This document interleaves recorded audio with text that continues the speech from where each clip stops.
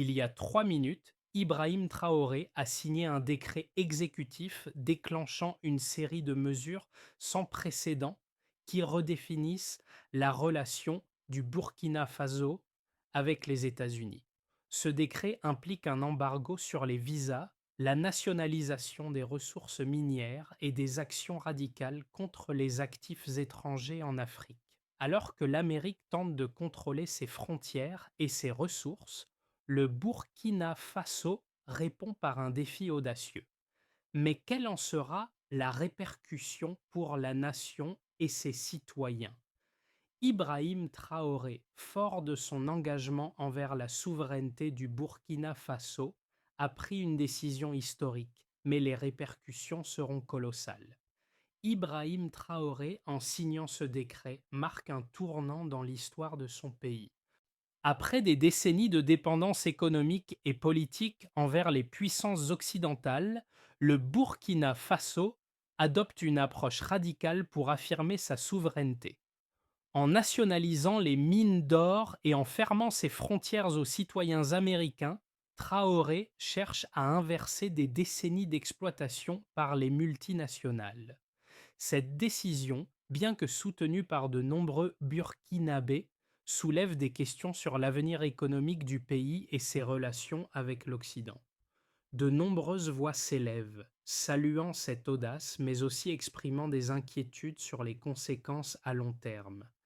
Les États-Unis, l'Union européenne et d'autres pays de l'Occident réagissent vivement, menaçant de suspendre toute aide économique. Ce qui semblait être un acte de rébellion devient rapidement un point de discussion majeur à l'échelle internationale. Mais est-ce la fin de la dépendance ou un chemin vers l'isolement? L'annonce du décret exécutif de Ibrahim Traoré a immédiatement secoué la communauté internationale.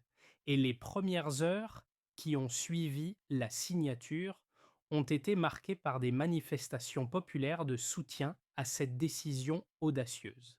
Le gouvernement burkinabé a pris des mesures drastiques, notamment l'embargo sur les visas et la nationalisation des ressources minières qui étaient entre les mains des entreprises occidentales depuis des décennies. Avant ces mesures, ces entreprises extrayaient plus de 20 tonnes d'or par an au Burkina Faso, une ressource dont les bénéfices n'étaient que partiellement partagés avec la population locale. En prenant le contrôle de ces mines, le gouvernement espère non seulement récupérer une part équitable des richesses naturelles, mais aussi affirmer sa position face aux puissances étrangères. Toutefois, la nationalisation a immédiatement affecté l'économie locale, obligeant de nombreuses entreprises étrangères à quitter le pays et laissant un vide économique difficile à combler à court terme. Les travailleurs locaux, autrefois employés par ces entreprises, se retrouvent dans une situation incertaine, cherchant de nouvelles opportunités alors que le pays navigue dans ses eaux politiques et économiques troubles. Cette décision, bien que populaire auprès de nombreux Burkinabés, a également attiré des critiques sévères de la part des puissances occidentales qui voient cette manœuvre comme une forme de rupture avec l'ordre économique mondial. Les États-Unis et l'Union européenne ont exprimé leur indignation et annoncé des sanctions économiques. Cependant, malgré ces tensions, le président Traoré continue de défendre fermement sa position.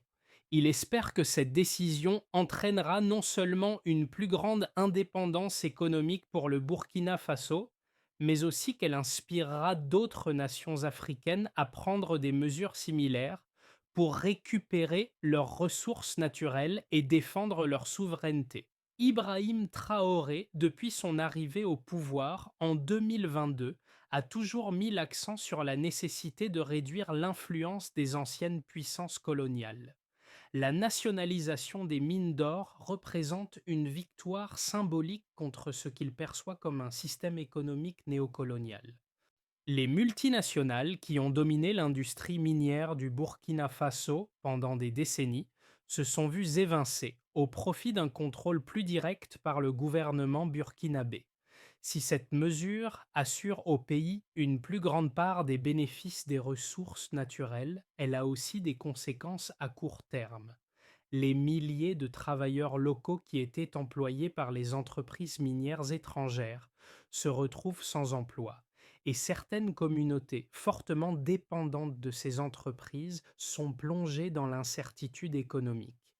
Pour pallier cette situation, le gouvernement a mis en place des programmes de formation visant à réemployer ces travailleurs dans les secteurs techniques liés à l'exploitation minière. En parallèle, des investissements sont prévus pour moderniser le secteur minier et développer des infrastructures permettant au Burkina Faso de traiter ses ressources sur place plutôt que de les exporter brutes. Cependant, ces mesures ne suffisent n'allaient pas à convaincre tous les analystes économiques qui estiment que le pays pourrait se retrouver dans une situation difficile sans un partenariat plus équilibré avec l'Occident.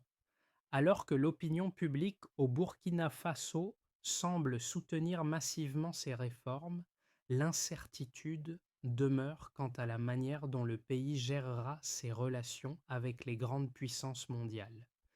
Ibrahim Traoré a provoqué un tournant décisif pour le Burkina Faso, lançant une série d'événements qui ont bouleversé à la fois le pays et la scène internationale. Dès la signature du décret, les autorités burkinabées ont annoncé la fermeture des frontières en Michoacán aux citoyens américains, imposant ainsi un embargo total sur les visas.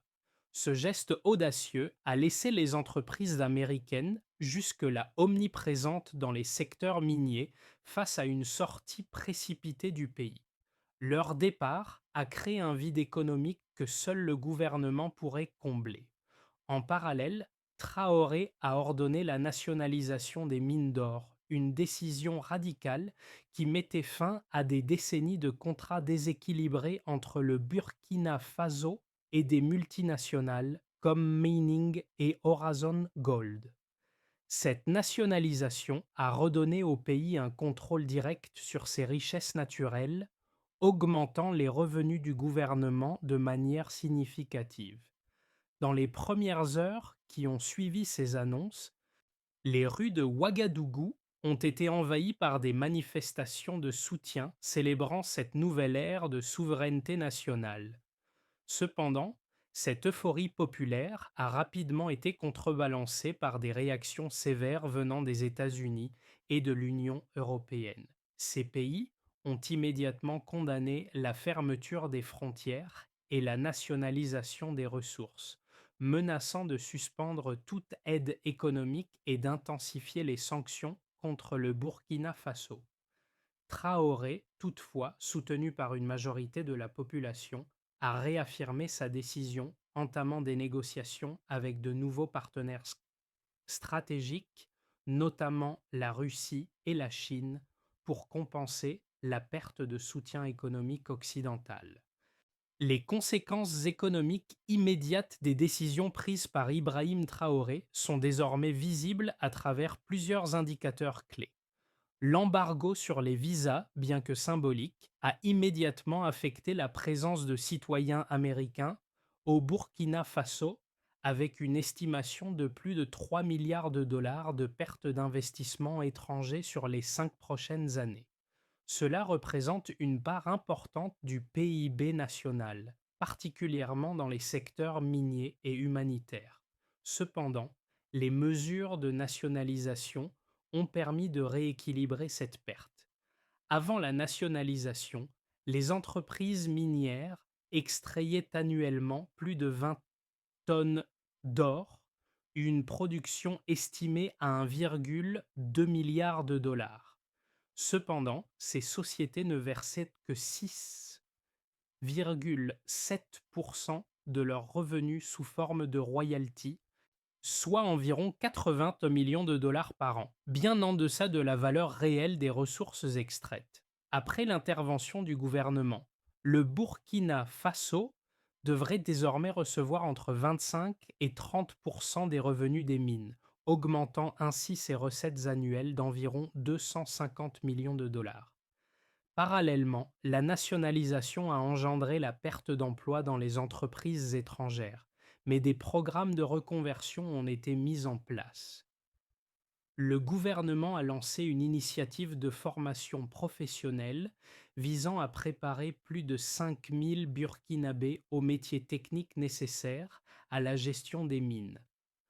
En outre, la réorientation vers des infrastructures locales devrait générer plus de 10 000 emplois directs dans les 3 prochaines années.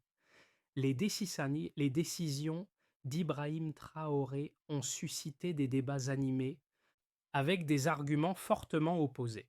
D'un côté, les partisans du président considèrent la nationalisation des mines et l'embargo sur les visas comme des actions audacieuses et nécessaires pour affirmer la souveraineté nationale du Burkina Faso.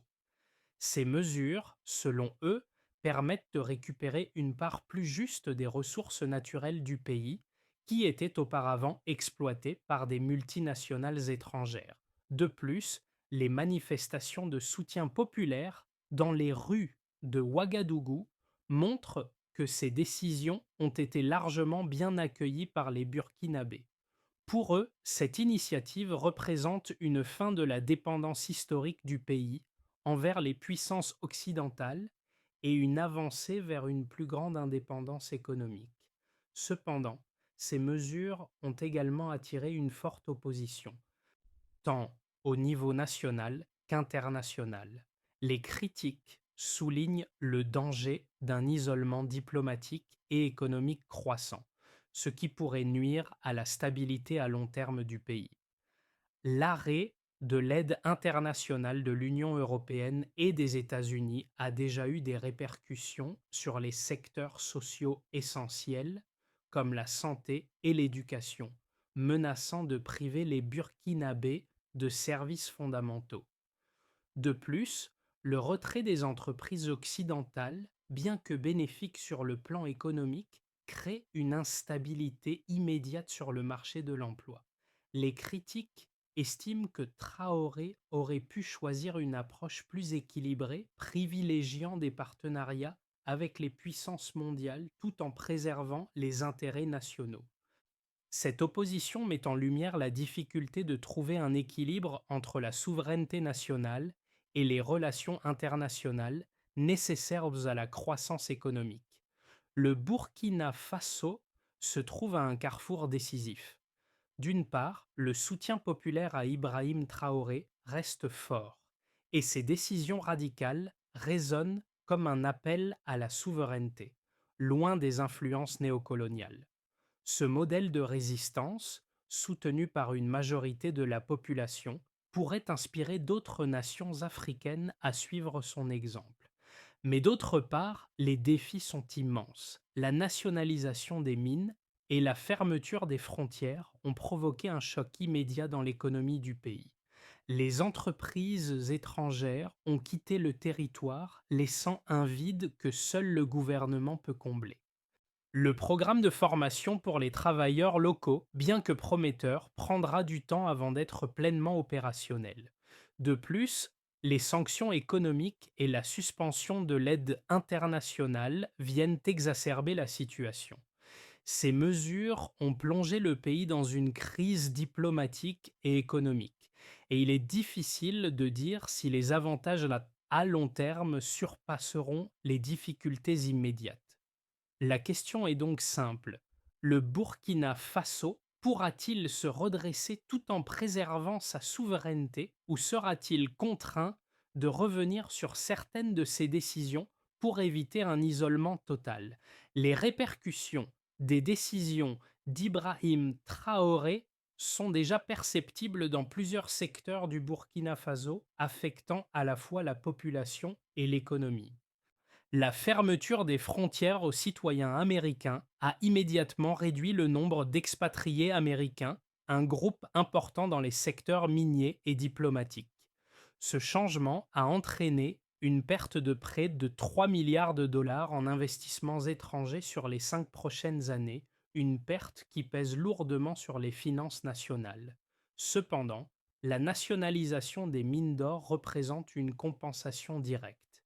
Avant cette décision, Les entreprises étrangères extrayaient plus de 20 tonnes d'or par an, d'une valeur d'environ 1,2 milliard de dollars, mais elles ne versaient au gouvernement que 6,7% des revenus, soit environ 80 millions de dollars par an, bien en deçà de ce que le pays aurait dû recevoir. Désormais, avec la nationalisation, le gouvernement devrait obtenir 25 à 30% des revenus des mines, augmentant ainsi ses recettes annuelles de 250 millions de dollars. L'impact sur l'emploi, en revanche, a été immédiat. Les milliers de travailleurs employés par les entreprises étrangères se sont retrouvés sans emploi. Le gouvernement a rapidement mis en place un programme de reconversion pour ces travailleurs, visant à former plus de 5000 Burkinabés aux métiers techniques nécessaires à la gestion des mines. Les premières prévisions suggèrent que ce programme pourrait créer jusqu'à 10 000 emplois directs dans les 3 prochaines années, compensant ainsi une partie des pertes économiques à court terme. Cependant, l'isolement diplomatique et la réduction de l'aide internationale auront des effets durables sur les services publics, notamment dans les secteurs de la santé, de l'éducation et des infrastructures. Le défi réside désormais dans la capacité du Burkina Faso à naviguer entre ses aspirations souveraines et la réalité d'une économie mondiale interdépendante. À court terme, le Burkina Faso se trouve à un carrefour. La décision d'Ibrahim Traoré de nationaliser les mines et d'imposer un embargo sur les visas a non seulement modifié la dynamique économique, mais aussi redéfini les relations diplomatiques avec les puissances mondiales. Les premiers mois à venir pourraient être déterminants pour le pays. Trois scénarios semblent se dessiner pour les 6 à 12 prochains mois, chacun ayant des implications profondes sur l'avenir du Burkina Faso. D'abord, un scénario de base, le redressement économique. Ici, le Burkina Faso réussit à stabiliser son économie malgré les sanctions internationales. Le pays trouve de nouveaux partenaires économiques, principalement en Chine et en Russie, et commence à développer des accords commerciaux pour compenser la perte d'investissements occidentaux. La nationalisation des mines commence à porter ses fruits avec une augmentation substantielle des revenus du gouvernement. Le programme de reconversion des travailleurs locaux génère des emplois et aide à la transition vers une économie plus indépendante. Cependant, la transition reste lente et le pays continue de faire face à des tensions sociales. La popularité de Traoré reste élevée, mais le défi réside dans la gestion des attentes de la population. Ensuite, un scénario optimiste, celui d'une coopération régionale accrue. Le Burkina Faso parvient à créer une alliance stratégique avec ses voisins, notamment le Mali et le Niger. Cette coopération permet de contourner les sanctions économiques et de créer une zone économique commune qui stimule les investissements locaux et régionaux. La nationalisation des mines offre une base solide pour le développement interne, tandis que les partenariats avec la Chine et la Russie permettent d'atteindre de nouveaux marchés. Traoré devient un modèle pour d'autres nations africaines, prouvant que l'indépendance économique et politique est possible. Ce scénario marquerait la fin de la dépendance du Burkina Faso envers les puissances occidentales. Enfin, un scénario pessimiste, l'isolement diplomatique et économique. Dans ce cas, les sanctions internationales continueront de se renforcer, isolant le Burkina Faso économiquement. Les investissements étrangers se réduisent davantage et les tensions internes augmentent. La fermeture des frontières et l'embargo sur les visas limitent les opportunités de développement et la réduction de l'aide internationale affecte gravement les services sociaux. L'isolement diplomatique menace de provoquer une dégradation des conditions de vie pour une large partie de la population. Le gouvernement se retrouve contraint de réévaluer certaines de ses politiques pour éviter un effondrement économique, mais les pressions internes et internationales risquent de fragiliser sa position. Les décisions radicales d'Ibrahim Traoré ont des répercussions non seulement pour le Burkina Faso, mais aussi pour d'autres pays africains observant avec attention la situation. Alors que le pays fait face à des défis immédiats liés à l'isolement économique et diplomatique, cette période de turbulence pourrait également offrir une opportunité de réflexion pour les nations du continent.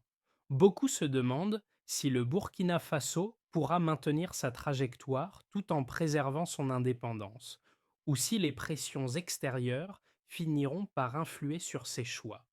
Les mois à venir seront cruciaux, mais une question demeure.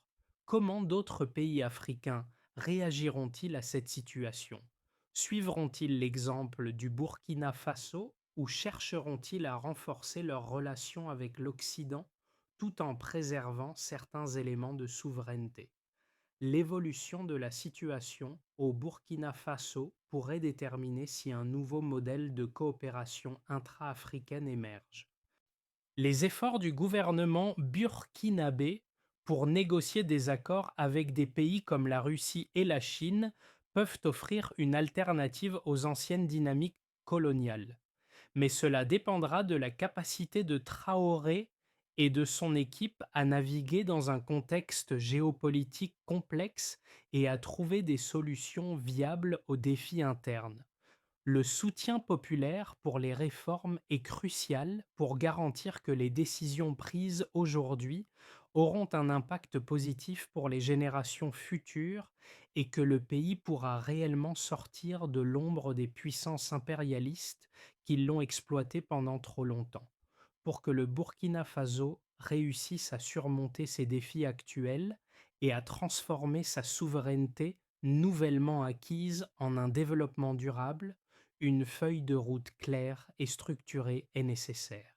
Voici quelques étapes clés que le gouvernement burkinabé pourrait envisager pour naviguer à travers cette période complexe. D'abord, le renforcement des partenariats économiques alternatifs. Le Burkina Faso doit intensifier ses relations avec des pays comme la Chine et la Russie.